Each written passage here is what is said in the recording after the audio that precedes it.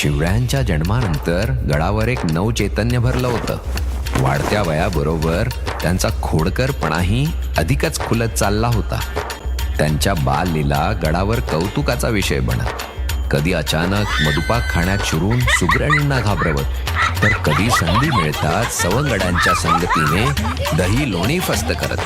पण ह्या खोडकर स्वभावाला एक मायाळू संवेदनशील बाजूही होती. अधूनमधून घोड्यांची देखभाल करताना शिवबांच्या मायेचा हात त्यांच्या अंगावरून फिरत असे. गोठ्यातील गाई वासरांना चारा पाणी देत असे.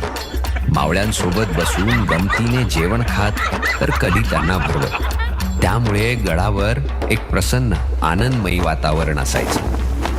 पण गडाखाली मात्र परिस्थिती अत्यंत कठीण बनली होती. एकीकडे परक्यांच्या गुलामगिरीची साखळी लोकांना अधिक घट्ट पकडू लागली होती, तर दुसरीकडे निसर्गानेही पाठ फिरवली होती.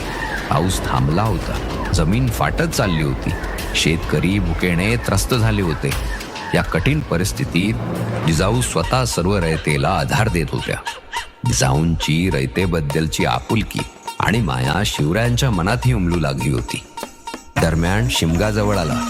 भूक आणि वेदनेने त्रस्त झालेल्या लोकांमध्ये आनंदाचा क्षण निर्माण करण्यासाठी होलिकेचं आयोजन करण्यात आलं. होम सजला, पूजेला सुरुवात झाली.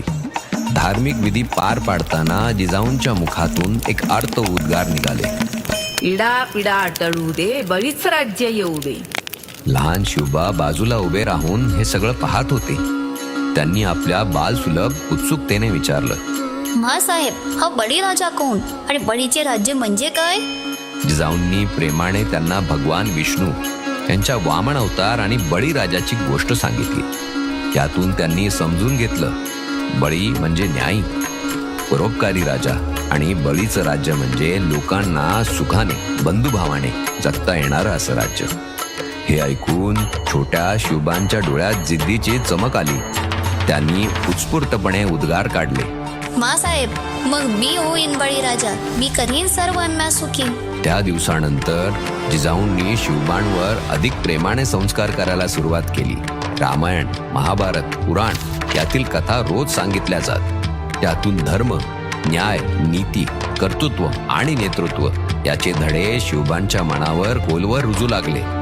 त्याचबरोबर शस्त्रकलेचे प्राथमिक शिक्षणही सुरू झालं. धडपड, शौर्य आणि कणखरतेचे बीज त्यांच्या मनात रुजत होते.